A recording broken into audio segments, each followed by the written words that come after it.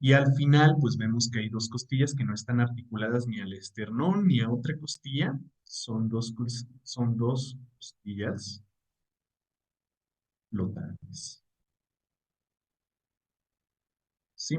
Entonces, pues de esa forma es que nosotros organizamos a la caja torácica en cuestión de las costillas, ¿verdad? Son 7, 3 y 2. Entonces tenemos 12 bilaterales, entonces hablamos de 20 huesos, ¿sí?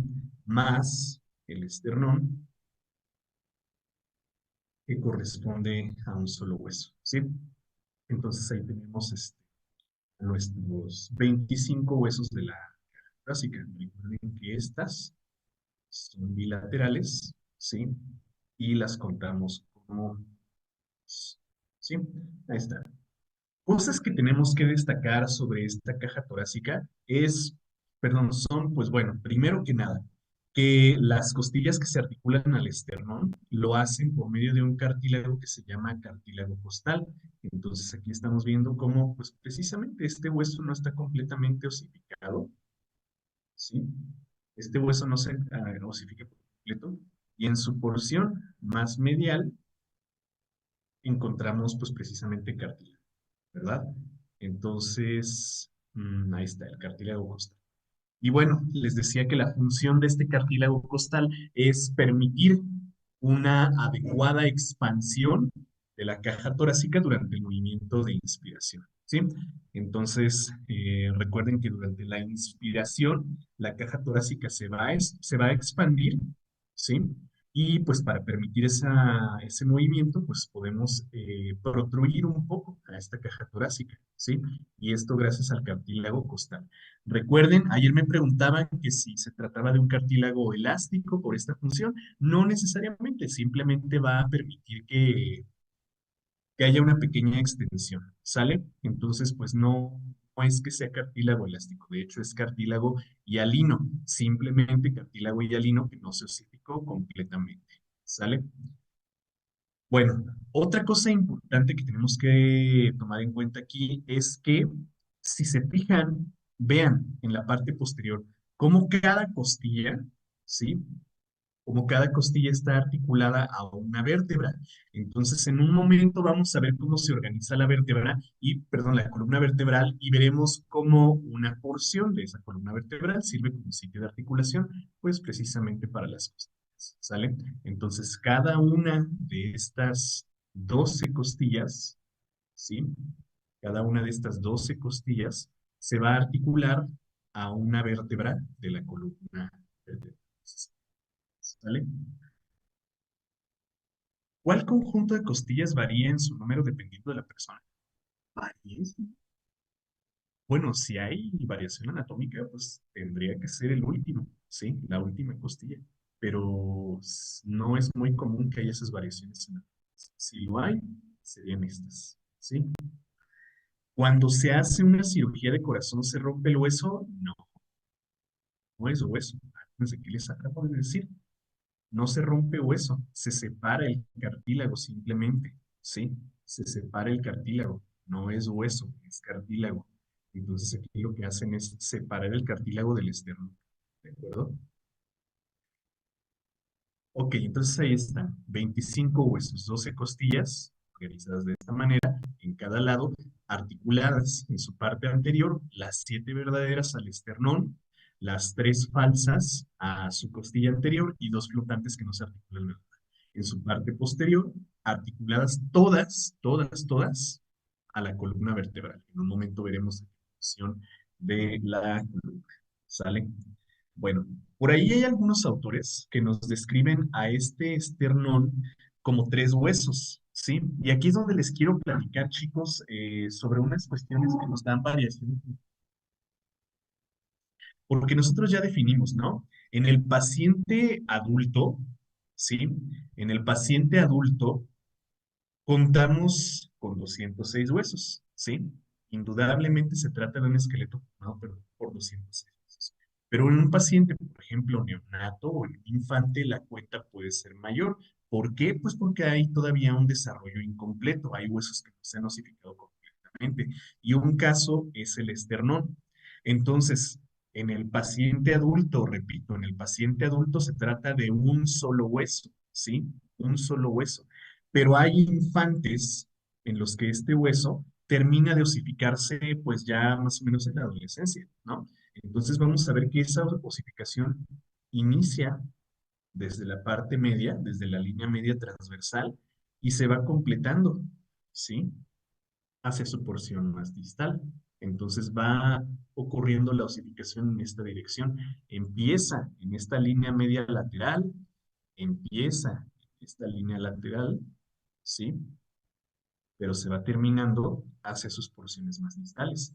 Entonces, en el infante sí podemos destacar tres, tres huesos, ¿sí? O tres estructuras separadas, pero en el paciente adulto, repito, pues ya se tratará de un solo hueso, ¿sí? En el paciente adulto se trata de un solo hueso. Entonces, si ustedes llegan a ver que algunos autores nos dicen, ah, el esternón tiene tres partes. Sí, tres partes sí las tiene.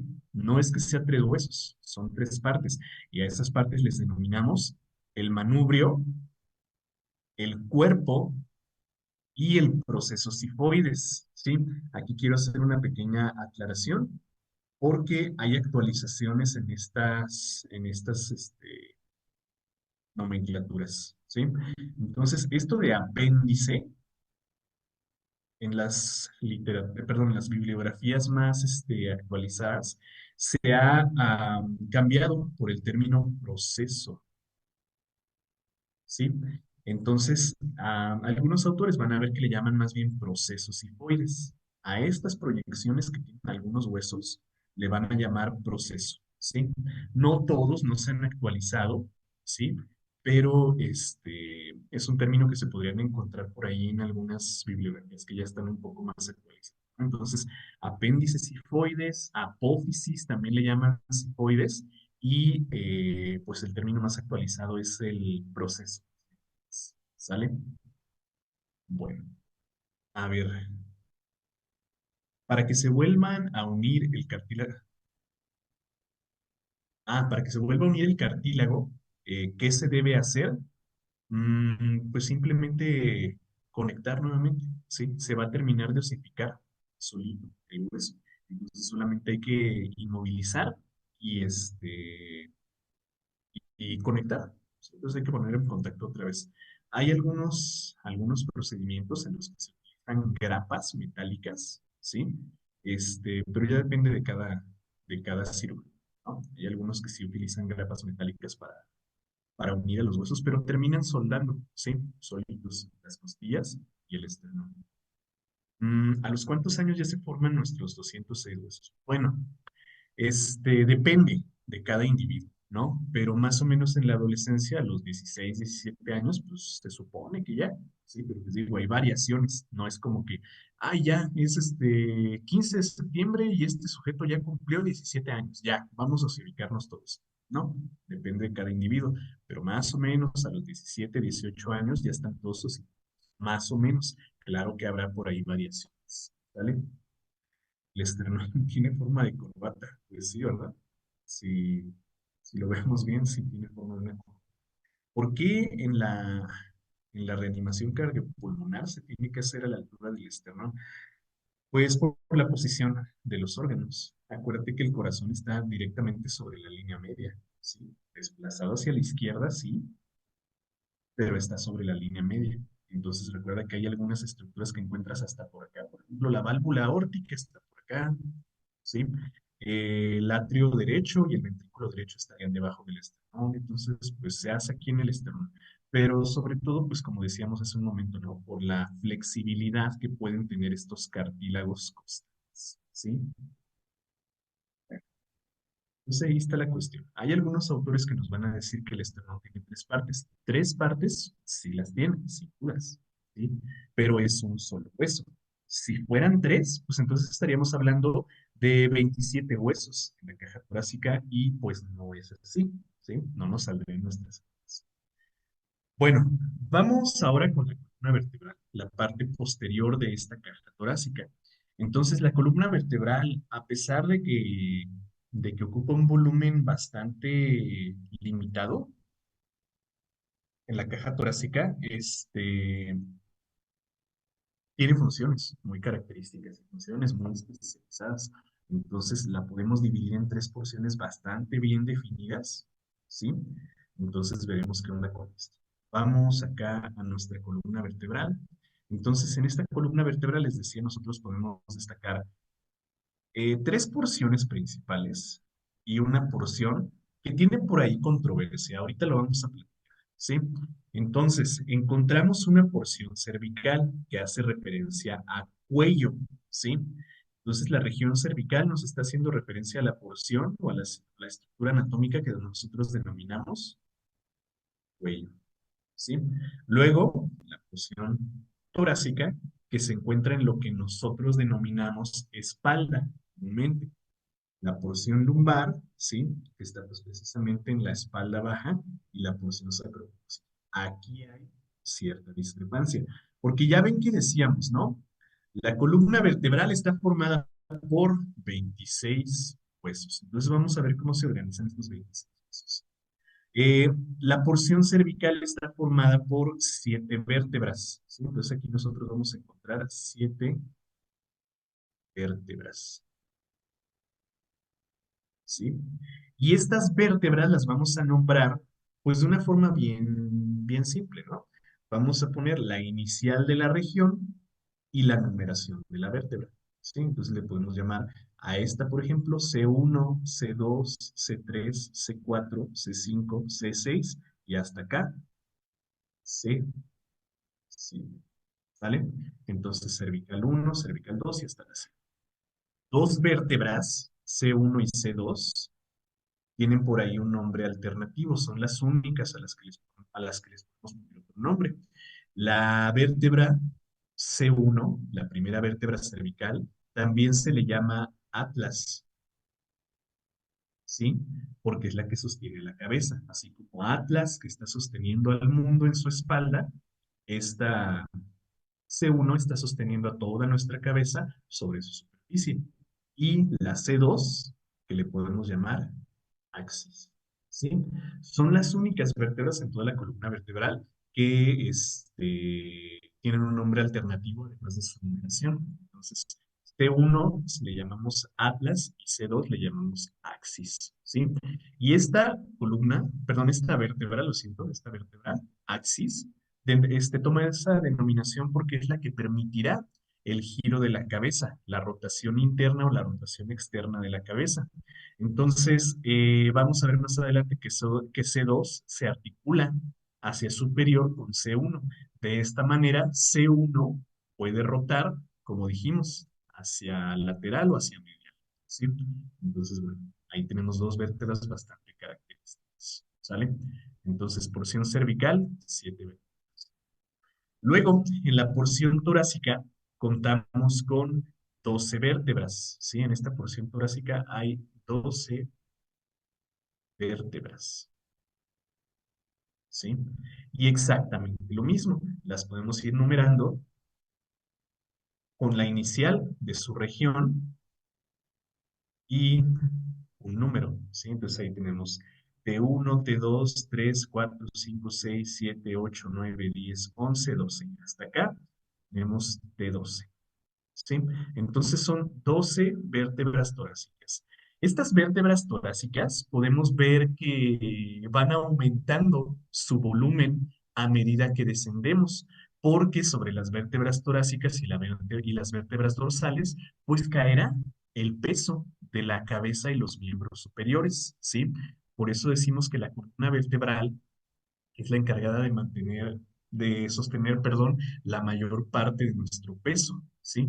Entonces estas vértebras van a contar con un cartílago fibroso, aquí lo vemos, ¿no? Un cartílago fibroso que pues se va a adaptar precisamente a esa presión que resisten estas vértebras. Entonces aquí en esta vista lateral, vamos a hacer un pequeño aumento, en esta vista lateral podemos ir viendo, ¿no? Vean cómo el grosor cada vértebra va aumentando a medida que avanzamos, que descendemos, pues, aquí en esta columna vertebral. ¿Por qué? Porque mientras más abajo esté, más eso tienen que subir. ¿Sale? Entonces, estas son las 12 vértebras torácicas. Y bueno, como platicábamos hace un momento, decíamos que las 12 vértebras torácicas sirven como el sitio de articulación de las costillas, ¿sí? Sirven como el sitio de articulación de las costillas, ¿sí? Entonces, pues aquí veremos que se articulan precisamente todas las costillas, ¿sí? Las costillas. ¿Cuántas dijimos que eran? Siete flotantes, tres falsas y dos, perdón, siete verdaderas, tres falsas y dos flotantes. 12. Entonces, cada una de esas 12 se va a articular a cada una de estas 12 vértebras torácicas. Recuerden aquí que las vértebras torácicas sirven como el sitio de articulación para las costillas. ¿Sale? Bueno, luego tenemos acá la región lumbar. Entonces, esta región lumbar va a consistir en 5 vértebras. ¿Sí? Encontraremos 5 vértebras y exactamente lo mismo.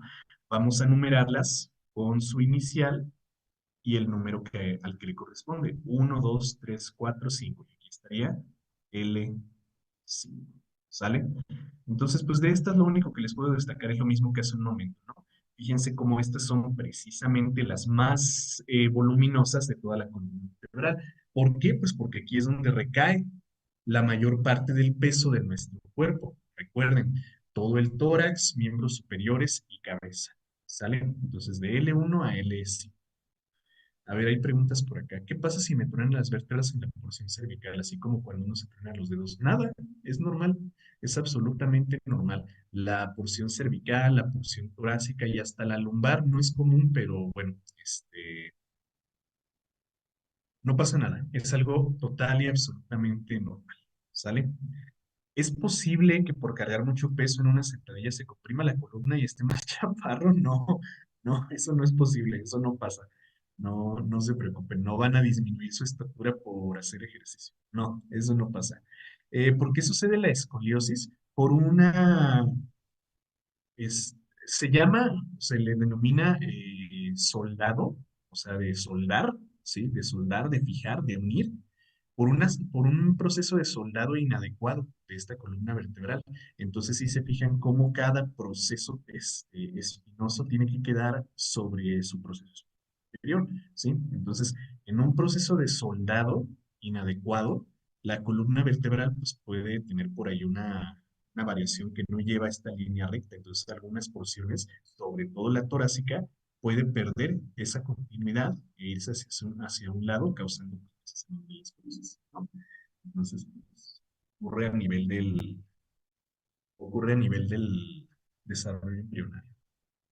Por eso las personas con sobrepeso tienen problemas en la espalda, exactamente porque pues van a ponerle más presión precisamente a estas vértebras, ¿sale? ¿Por qué por qué suele doler el coxis? Pues principalmente por traumatismos, ¿sí? O sea, por golpes.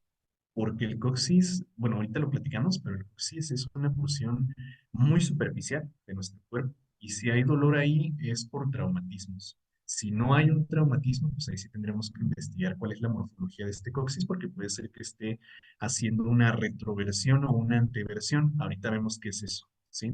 Ahorita que veamos el coxis, les explico qué es eso de la retroversión o anteversión.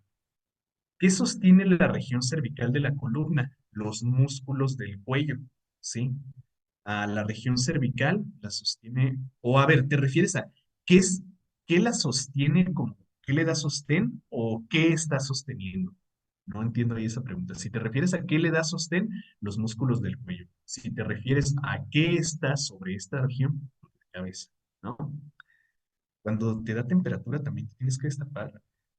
Si te da frío, ¿qué? No entiendo. No entiendo esa pregunta. ¿Por qué suele doler la caja torácica y se tienen dificultades para... Bueno, depende de muchos factores, ¿sí? A ver, yo tuve una lesión en la lumbar, por ejemplo, tal mal una sentadilla y es de los peores dolores. Sí, son las hernias discales. Ese dolor que tuviste al hacer una hiperextensión o una hiperflexión de la columna puede que te haya causado una hernia discal que se resuelve, ¿sí? Se resuelve solita, pero sí suelen ser muy dolorosas. ¿La lumbalgia afecta a las vértebras o solo los músculos y nervios? A los nervios, ¿sí? Principalmente a los nervios. Porque en la lumbalgia, vamos a ver ahorita, bueno, de hecho, ahorita hablamos de eso de los nervios y explicamos lo de la lumbalgia, ¿sí? ¿Por qué se hace la joroba? Pues por una mala postura, ¿sí? Nuestra columna vertebral se va a adaptar a nuestra posición. Si tenemos una mala postura, pues esa es la posición que vamos a adoptar en la vida, ¿no? A mí me duele la espalda baja al hacer sentadilla pesada. ¿Es malo? Pues sí, sí es malo, ¿sí? Am, Miren, chicos, o sea, les digo, es muy bueno hacer actividad física, ¿sí? Es muy bueno tener masa muscular, es muy bueno. Véanlo como un protector de su vida, ¿sí? Como un seguro de vida, dicen por ahí. Es muy bueno. Lo que no es bueno es adquirir esa masa muscular así como de maneras que dañen a nuestro cuerpo, ¿sí? O sea, si lo hacemos de manera sana, si lo hacemos bien, si lo hacemos con moderación, pues va a darnos muchos beneficios, ¿no? Pero si lo forzamos demasiado, nos va a traer más problemas que beneficios. Miren, hay un caso muy, muy famoso de un fisiculturista, que ganó muchas competiciones, ¿no? Muchas competiciones de fisiculturismo, porque hacía unos entrenamientos súper, súper extremos, ¿sí? Levantaba cantidades exorbitantes de peso, ¿sí? Y en su momento, pues sí llegó a tener un físico, pues, muy, muy admirable, ¿verdad? Pero ya, que maduró, ya que envejeció, pues su cuerpo no le dio para más. Y si lo ven ahorita, apenas puede caminar, ¿sí? Entonces, pues yo digo que está muy bien ganar masa muscular, pero no hay que llevar a nuestro cuerpo más allá de sus capacidades, porque eso también nos puede resultar bastante contraproducente. Ronnie Coleman, exactamente, sí, veo que muchos lo conocen. Ronnie Coleman, exactamente, un fisicoculturista muy famoso, ¿no? Entonces, sí hacía levantamientos pues asombrosos, pero también hay que tomar en cuenta que esa persona utilizaba fármacos para mejorar el desempeño físico, ¿sí? Entonces, pues eso definitivamente, definitivamente te va a dar la fuerza necesaria para hacer eso, pero tus músculos se adaptan mucho más rápido de lo que lo hacen tus articulaciones, ¿sí? Mucho más rápido de lo que lo hacen tus huesos. Entonces, pues hagan las cosas así, de forma natural, ¿sí? Lo que su cuerpo les permita. Yo sé que se siente muy bien, se siente muy satisfactorio ver que le están metiendo kilos y kilos y kilos a sus ejercicios y que ya pueden levantar 2 o 3 veces su peso corporal, pero háganlo con moderación, no es necesario forzar tanto al cuerpo. No se trata de los kilos, se trata del estímulo que le den al músculo, ¿sí? Pero bueno, ya en su momento veremos eso de la contracción muscular y si quieren ahí hablamos un poquito más a profundidad. Entonces, tomen a ese personaje, a ese fisicoculturista como un ejemplo, ¿sí? De que sí puedes llevar a tu cuerpo a su límite, pero tampoco es muy bueno, ¿sí? Tampoco es muy bueno. Dicen por acá, para eso está el cinturón lumbar. Exactamente, ¿sí? Que ni siquiera debería ser necesario, ¿eh? Por lo que les digo. No, no es muy recomendable llevar a nuestro cuerpo más allá del límite. Hay personas que genéticamente tienen la predisposición para hacerlo, sí, pero están fuera del promedio. Yo, por ejemplo, soy una persona promedio, ¿sí? Y yo no soy una persona que levante mucho peso. Entonces, mis músculos abdominales, porque nosotros tenemos nuestro propio cinturón abdominal hecho de músculos, ¿sí? El recto abdominal y los oblicuos internos y externos, ¿verdad? Entonces, pues con eso debería ser suficiente. Si necesitas más, es porque ya te estás pasando, ¿sí? Pero bueno, o sea, hay de, hay de esfuerzos a esfuerzos, ¿sí? Un esfuerzo un poco más allá de su 100% matar, ¿verdad? Pero si hacen los levantamientos así tan extremos que hacía este físico, pues sí, ten en cuenta que van a reducir mucho su capacidad en el, ¿sale? A ver, entonces el powerlifting es perjudicial a largo plazo. Pues, ay, pues es que depende, chicos, depende. cada quien tiene sus objetivos, ¿no? Entonces hay personas que hacen ejercicio con el objetivo de tener un físico estético, hay personas que hacen ejercicio con la finalidad de ser muy, muy fuertes, hay personas que hacen ejercicio con la finalidad de ser más funcionales, no sé, depende de los objetivos, ¿no? Y ya pues eso también es cuestión de nuestro enfoque. Si quiero cumplir mi objetivo, ¿qué estoy dispuesto a hacer? ¿Qué estoy dispuesto a arriesgar? ¿No? Pero bueno, ya esas son otras cosas, ¿no? Eh, no hable más. No estoy hablando mal, o sea, no, no estoy hablando mal de ese físico. Solamente estoy diciendo que, pues, que pongan, pues, en la balanza, ¿no? El riesgo-beneficio de las acciones que realizamos. Quedó así por las aperciones supuestamente fallidas. Ah, operaciones que querían. ¿Qué? No, no entiendo. No entiendo ese, ese enunciado. Mi marido Rágico. Esos dedican su vida a eso. El problema es cuando un ciudadano promedio quiere sentirse, ah, es lo que les digo, ¿no? Estamos dentro del promedio. Esas son personas extraordinarias que o salen del promedio por su genética o salen del promedio por el uso de sustancias, ¿no? De fármacos. Entonces les digo, ya costo-beneficio, cada quien, ¿no? Pero cada quien, ¿quién soy yo para juzgar? Pero bueno, ya nos fuimos pues muy, muy lejos del tema, ¿no? Bueno, ahí están pues las tres porciones principales de la... Ahora, ahora, ojo aquí porque aquí viene la cuestión interesante, ¿sí? Eh, hay autores que toman a este hueso, pues evidentemente como un solo hueso, ¿sí? En la porción sacrocoxígea nosotros vamos a encontrar un hueso sacro, ¿sí? Y un hueso coxígeo, al que llamamos coxis o coxis con S, con X, perdón. Sí, cualquiera de las dos es correcto. Entonces, de esta manera, miren, hagan la cuenta, ¿cuánto nos dan? 7 vértebras cervicales, 12 torácicas, 5 lumbares, un sacro y un coxis. ¿Cuánto nos da este conteo? Pues nos da los 26, ¿verdad? Y ahí tenemos 26, listo. Pero hay autores que nos dicen, no, este hueso sacro está formado por las vértebras S1 a S5, ¿sí?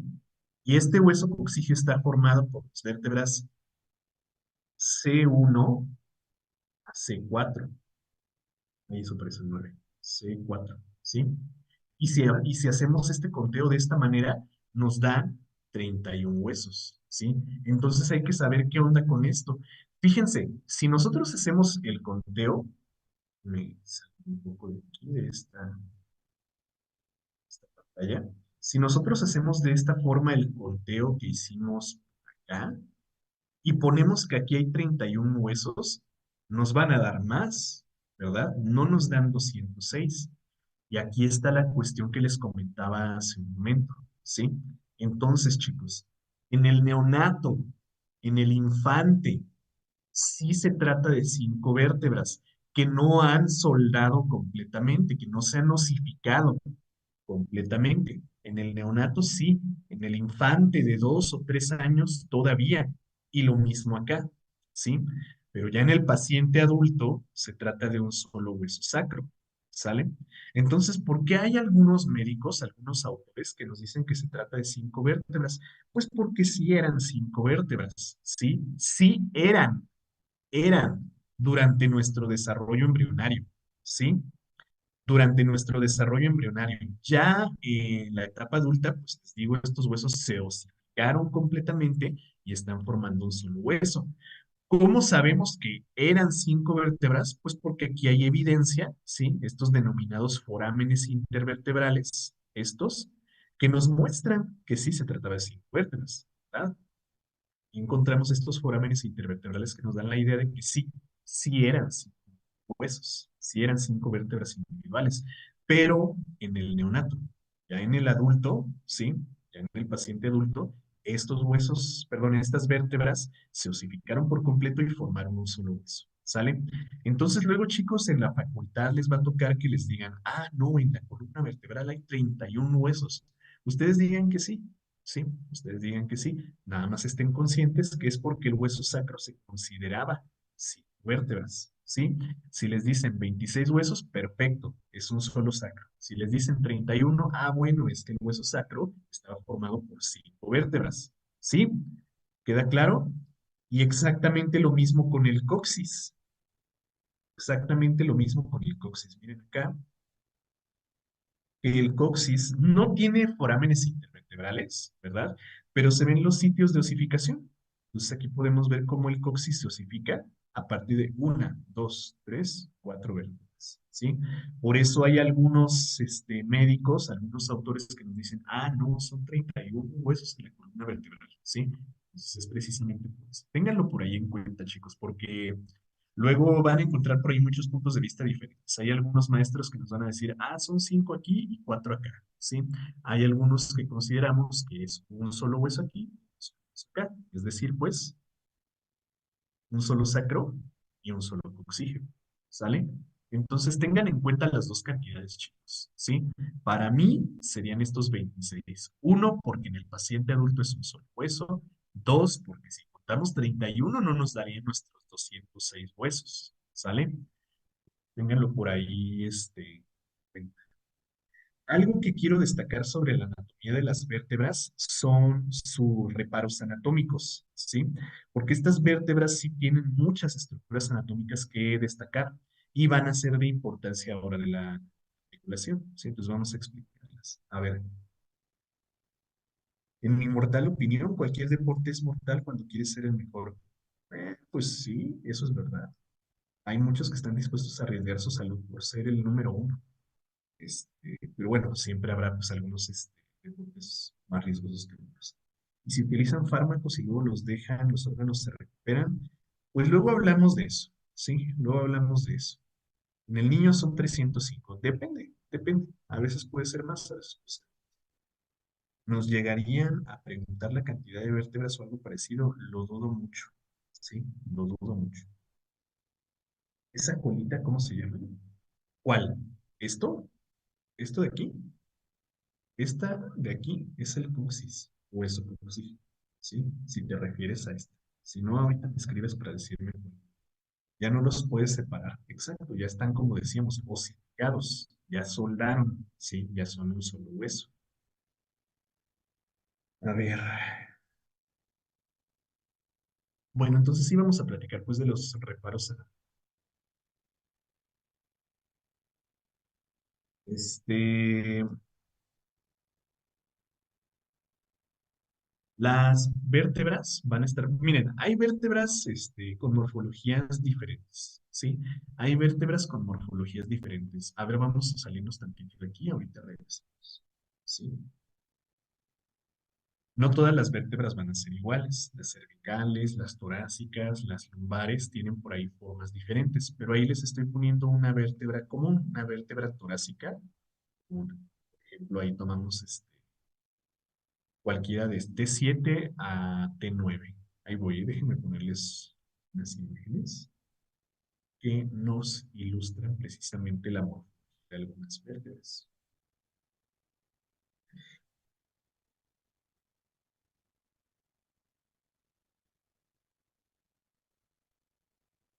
Bueno, a ver, aquí hay algunas. Bueno, pues esta es precisamente la que estamos revisando. Mm, ya voy, chicos. Híjole, había unas imágenes bien interesantes sobre la morfología de las diferentes vértebras, porque no todas son iguales. ¿Eh? No todas las vértebras son iguales.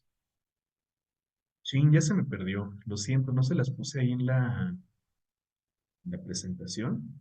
Pero bueno, hay variaciones morfológicas en las vértebras. Chin, lo siento, chicos, se las debo, ¿no? Ahí les dejo de tarea, busquen en algún libro, en alguna página de internet, donde quieran, busquen las diferentes morfologías de las vértebras, porque no todas son iguales, ¿eh? No todas tienen la misma morfología. Estaba seguro que estaban por aquí. Lo siento, chicos, se las debo. Ahí. Miren. Ay, no es cierto. Su maestro de premedicina esta vez no preparó la clase. Ahí ya lo pueden andar funando en las redes sociales. Bueno, les voy a mostrar pues la morfología común de una vértebra, ¿no? De una vértebra torácica. Entonces, pues en estas vértebras nosotros podemos destacar, por ejemplo, esta parte que pintamos de verde, que es el cuerpo vertebral, ¿sí? Luego vemos que aquí hay una estructura que forma como una especie de arco, precisamente el arco vertebral, ¿sí? Este arco vertebral va a tener por aquí una estructura bien interesante, que es el orificio vertebral, y a la hora de la articulación, pues este, van a tener por ahí una función bien importante. Luego encontramos las proyecciones óseas de esta vértebra, dos reparos anatómicos que se denominan procesos transversos, ¿sí? Y aquí les repito, ¿se acuerdan cómo decíamos, ¿no? Que hay algunos términos que se han actualizado. A estos antes se les llamaban apófisis transversas o apéndices transversos, ¿no? Ya por actualización, el término adecuado es proceso transverso, ¿sí? Y acá tenemos esta estructura a la que antes le denominaban apófisis espinosa, pero pues repito, por actualización, ahora la denominación es proceso espinoso, ¿no? Entonces, pues, estas estructuras le van a dar una morfología a la columna vertebral bastante característica. Si vemos por acá, por ejemplo, cómo la columna vertebral hacia lateral tiene estas proyecciones de la mayoría de las vértebras, ¿sí? Si ven cómo en las cervicales no es tan pronunciado, ¿no? Pero aquí en las torácicas y en las lumbares sí lo es. Por eso les decía, esta que estamos viendo aquí es una torácica, ¿no? Y vemos también cómo en la parte posterior, ¿sí? Hay unas estructuras también interesantes que son los procesos espinosos. Entonces, todos estos van a tener por ahí una morfología bien característica que nos ayuda a identificar, ¿sí? A ver, me preguntan por acá, ¿por qué proceso? ¿A qué se refiere el término proceso? Proceso se refiere a protruir, protruir hacia adelante, ¿sí? Porque hay ¿cómo les digo? Hay unas prolongaciones de algunas estructuras que se llaman proyecciones, ¿sí? Si ven cómo este se proyecta hacia el lateral, cómo esto se proyecta hacia posterior, ¿sí? Entonces de ahí el término proceso, ¿sí? Se refiere a la proyección, a la protrusión de estas estructuras, de ahí el término proceso, ¿sí? Y bueno, también es un término adaptado del idioma anglosajón, ¿sí? Pues eso se hace referencia a eso, a la proyección que tiene una estructura, a la protrusión, perdón, que tiene una estructura anatómica, ¿sale? Entonces a eso hace referencia el término proceso. Bueno, las articulaciones de las vértebras van a ser bien interesantes, porque así como veíamos estos reparos anatómicos, hay en su vista lateral algunos otros que destacar. Por ejemplo, vemos lo que se llama apófisis articular o proceso articular, ¿sí? Superior e inferior. Entonces, estos son los llamados pedículos hacia superior, estos, ¿sí? Y láminas hacia inferior, estos, ¿sí? Entonces, estos moraditos acá serían estos rojos, los pedículos. Estos azules acá serían estos, láminas. Entonces, un pedículo con una lámina se va a articular y por medio de estas escotaduras, estas curvas que tienen, se va a formar una estructura realmente importante. Entonces, aquí vemos precisamente, ¿no? Cómo se articulan dos vértebras. Por medio de sus pedículos, ¿se acuerdan, no? Las que van hacia superior son los pedículos. Y sus láminas que van hacia inferior, vean, pedículos hacia superior, estos pedículos. Láminas hacia inferior, estos de acá. Pedículos, estos hacia superior, láminas, estos hacia inferior. Entonces, estos se articulan, se unen y vean cómo las escotaduras, tanto inferior como superior, ¿sí? Escotadura superior, escotadura inferior de una vértebra, forman una especie de orificio, una especie de canal, ¿sí? Entonces, estos que vemos aquí son los denominados forámenes, perdón, intervertebrales, ¿sí? Los forámenes intervertebrales. Y estos forámenes intervertebrales van a servir como sitio de salida, salida únicamente, ojo, salida únicamente de los nervios raquídeos, porque vamos a ver que en el interior del orificio vertebral encontramos a la médula espinal. Entonces, por aquí van a salir los nervios raquídeos, la rama anterior y la rama posterior, ¿sí? Y ya ven que hace ratito me preguntaban que por qué dolía esto, qué causaba el dolor que se llamaba lumbalgia, pues es precisamente por la compresión de estos nervios, ¿sí? A veces el disco intervertebral puede protruir de su posición, ¿sí? Estos. Por ejemplo, cuando hacemos una anteversión de la columna vertebral, es decir, pues cuando la flexionamos mucho y nos vamos mucho hacia adelante, ¿sí? Sobre todo con peso. Por ejemplo, esos que me decían hace rato, ay, es que hice una sentadilla con mala técnica y me dolió la espalda. Entonces, ¿por qué pasa eso? Pues porque empujan a este disco intervertebral hacia el exterior. Ese disco intervertebral protruye, comprime al nervio y ese nervio o esa compresión pues del nervio es lo que causa el dolor, ¿sí? Entonces, hace ratito que me preguntaban, ¿qué es ese dolor? Se llama lumbalgia, es precisamente la compresión de un nervio raquídeo de L1 a L5, ¿sí? Por los discos intervertebrales que incluyen, ¿sí? Las llamadas hernias discales que como les digo, se pueden resolver, ¿eh? Las hernias discales se resuelven solitas, este, pero sí son muy dolorosas.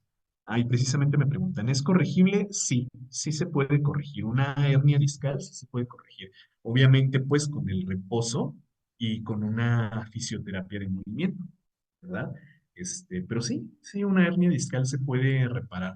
Ya si de plano es una hernia muy grave, muy severa, pues sí podríamos recurrir a cirugía. Pero sí, sí se puede reparar, ¿no? Entonces, pues aquí vemos cómo la articulación de las vértebras forma a este foramen intervertebral, que como les digo es sitio de salida. Y ojo, hago énfasis en salida, porque acuérdense, voy a regresar tantito. Acuérdense que en el cráneo también había forámenes, ¿se acuerdan? ¿Verdad? En el cráneo también hay forámenes, los forámenes craneales. Nada más que estos son sitios de entrada, de salida de los nervios craneales. Y digo entrada o salida porque si hay algunos que entran, como los nervios olfatorios, o algunos que salen, como el nervio trigémino, ¿no? O sea, algunos entran o salen. De acá de la columna vertebral, solo salen nervios, ¿sí? Solo salen los nervios raquídeos. Ya lo veremos en su. Otra estructura importante que se forma por la articulación de las vértebras es el canal vertebral o el conducto medular, ¿sí? Ya ven que decíamos, las vértebras tienen un orificio vertebral, ¿verdad? Un pequeño orificio que se forma gracias a este arco vertebral. Ok, listo.